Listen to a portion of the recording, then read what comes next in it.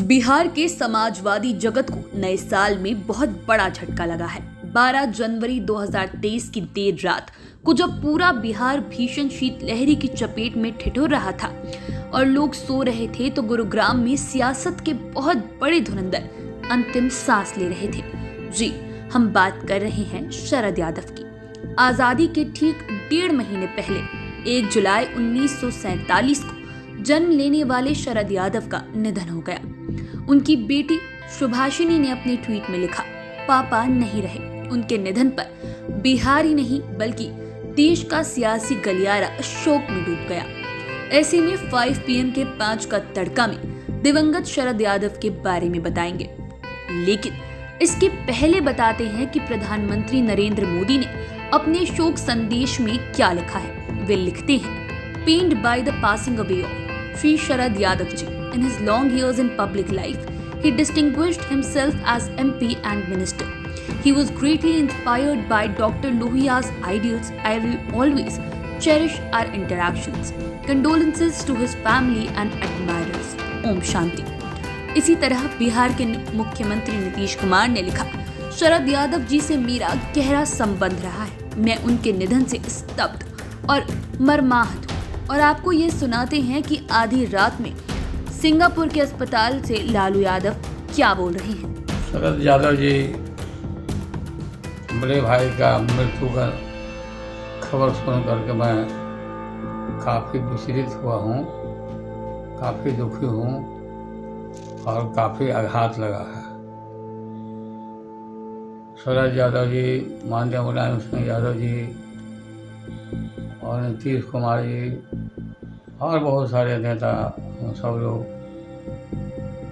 Doctor Ram Manohar Lohia, जननायक कर्पूरी ठाकुर जी के सानिध्य में मिल के राजनीति किया करते हम लोग आ रहे हैं। आज एकाएक खबर लगा, मैं तो सिंगापुर में हूँ और इलाज के क्रम में ही इसी समय खबर लगा कि वो हम लोग के बीच में नहीं रहे। महान समाजवादी नेता थे, स्पष्टवादी थे। शरद जी और मैं कभी कभी लड़ भी जाता था, बोलने के मामले में, भाषण के मामले में, विचारों को रखने के मामले में, लेकिन लड़ाई का कोई दूसरा कटु बात नहीं रहता था। लाखों लाख अपने मित्रों को छोड़ करके हम लोग को बीच से उठ। मैं भगवान से प्रार्थना करता हूँ उनकी आत्मा को चिर शांति दें और शोक संतप्त परिवार को पूरा श्रद्धांजलि देता हूँ। तो आपने जाना कि शरद यादव नहीं रहे। सबसे पहले हम 5वें नंबर की अब बात करते हैं। शरद यादव का भले ही मध्य प्रदेश में जन्म हुआ था, लेकिन इन्होंने बिहार को अपनी कर्मभूमि बनाया था। दरअसल शरद यादव मुख्य रूप से मध्य प्रदेश के रहने वाले थे। उनका जन्म होशंगाबाद स्थित नर्मदापुरम के बाबई गांव में हुआ था। किसान परिवार से आने वाले शरद यादव की प्रारंभिक पढ़ाई मध्य प्रदेश में हुई थी। बाद में इंजीनियरिंग की पढ़ाई की, लेकिन इनकी दिलचस्पी पॉलिटिक्स में थी और 1974 के आंदोलन में ये बिहार आ गए और फिर इन्होंने पीछे मुड़कर नहीं देखा। समाजवाद के पुरोधा बन गए। इन्होंने बिहार को अपनी कर्मभूमि बना लिया। इसके बाद तो ये बिहार की माटी में इतना अधिक रच बस गए कि बहुत से लोग तो ये कहने लगे कि शरद यादव बिहार के ही थे। कह सकते हैं कि बिहार के लोगों ने इन्हें अपना बना लिया था। अब बात करते हैं 4थे नंबर की। किसान परिवार से आने वाले शरद यादव खेती किसानी से दूर रहे। इनके पिता की चाहत थी कि बेटा खेती किसानी में ना उलझे, वह इंजीनियरिंग करे। शरद यादव अपने पिता की कसौटी पर खरे उतरे। दरअसल उस समय इंजीनियरिंग की पढ़ाई का काफी क्रेज था। यही वजह है कि उस जमाने में जो भी समृद्ध घराने थे, वे अपने बच्चों को इंजीनियरिंग कराते थे। अब आप बिहार के मुख्यमंत्री नीतीश कुमार को ही देख लीजिए, ये भी राजनीति में आने से पहले इंजीनियरिंग कर रहे थे और आज भी विकास कार्यों में अपनी पढ़ाई का इस्तेमाल करते हैं। लेकिन यहाँ हम बात कर रहे हैं शरद यादव की। शरद यादव अपने पिता के कहने पर 1971 में जबलपुर शिफ्ट हो गए थे। इन्होंने जबलपुर के इंजीनियरिंग कॉलेज में एडमिशन लिया और काफी मेहनत से पढ़ाई की। मेहनत रंग लाई और इन्हें इलेक्ट्रॉनिक इंजीनियरिंग में गोल्ड मेडल भी मिला। इन्होंने जबलपुर में ही रॉबर्टसन मॉडल साइंस कॉलेज से स्नातक की डिग्री भी हासिल की थी। अब बात करते हैं तीसरे नंबर की। शरद यादव भले ही पिता के कहने पर इंजीनियर बन गए और गोल्ड मेडल हासिल भी कर लिया, लेकिन इनके मन में तो सोशल इंजीनियर बनने की चाहत थी। इसीलिए ये स्टूडेंट लाइफ में ही पॉलिटिक्स में आ गए थे। दरअसल इंजीनियरिंग की पढ़ाई के दौरान ही जबलपुर में इनके लिए राजनीति की जमीन तैयार हो गई थी। अब कह सकते हैं कि इन्होंने इंजीनियरिंग कॉलेज से ही स्टूडेंट पॉलिटिक्स में एंट्री की। इंजीनियरिंग कॉलेज में ही शरद यादव छात्र संघ के अध्यक्ष चुने गए। तब तक समाजवाद के मजबूत स्तंभ के रूप में डॉक्टर राम मनोहर लोहिया पूरे देश में छा गए थे। ये पॉलिटिक्स में राम मनोहर लोहिया के विचारों से काफी प्रभावित थे। ये अक्सर लोहिया के आंदोलनों में शामिल होते थे। इस दौरान इन्हें मीसा के तहत कई बार गिरफ्तार किया गया था। इन्हें 1970, 1972 और 1975 में जेल जाना पड़ा था। शरद यादव ने मंडल कमीशन की सिफारिशों को लागू करने में भी अहम भूमिका निभाई थी। फिर तो ये देश के बहुत बड़े सोशल इंजीनियर बन गए थे।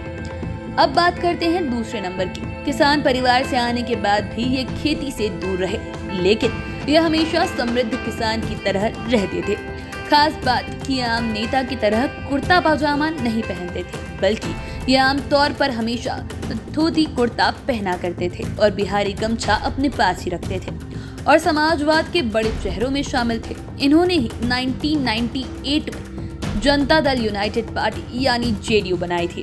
इनका राजनीतिक सफर काफी रिच रहा है। केंद्र में भी कई दफे मंत्री बने।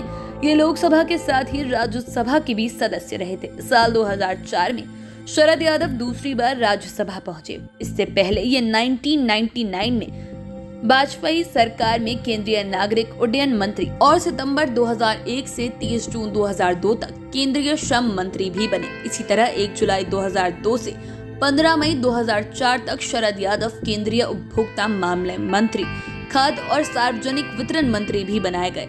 इतना ही नहीं, साल 2012 में संसद में बेहतरीन योगदान के लिए इन्हें उत्कृष्ट सांसद पुरस्कार 2012 से नवाजा गया। अब बात करते हैं पहले नंबर की। शरद यादव अपने राजनीतिक सफर में 2 बार राज्यसभा के और 7 बार लोकसभा के सदस्य बने। 7 बार में 4 बार बिहार से सांसद चुने गए। ये देश के एकमात्र नेता है जो 3 राज्यों से सांसद चुने गए हैं। बिहार के अलावा ये मध्य प्रदेश और उत्तर प्रदेश से भी लोकसभा चुनाव लड़ चुके थे और जीते भी थे। ये 74 के आंदोलन में लोकनायक जयप्रकाश नारायण के आंदोलन से जुड़े थे और सहयोग ये था कि जिस समय बिहार में 74 का आंदोलन शुरू हुआ था, उस समय से ये अपने गृह राज्य से सांसद भी बन गए थे। इन्होंने साल 1974 में पहली बार जबलपुर लोकसभा सीट से चुनाव लड़ा। यह सीट सेठ गोविंद दास के निधन से खाली हुई थी। जेपी ने इन्हें अपनी पार्टी से उम्मीदवार बनाया था। जनता पार्टी का चुनाव चिन्ह हलधर किसान छाप था। इस सीट से शरद यादव चुनाव जीतकर पहली बार संसद में पहुंचे।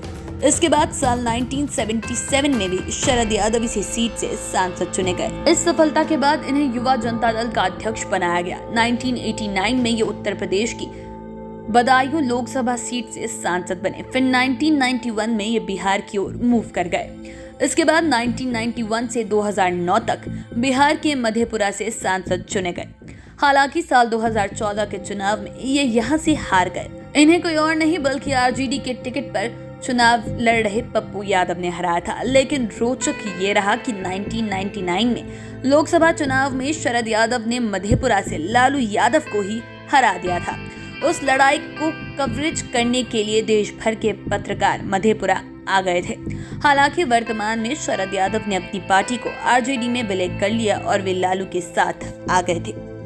आप चैनल के साथ बने रहें। अगर इस वीडियो को फेसबुक पर देख रहे हैं तो पेज को लाइक करें, यूट्यूब पर देख रहे हैं तो चैनल को सब्सक्राइब करें। धन्यवाद।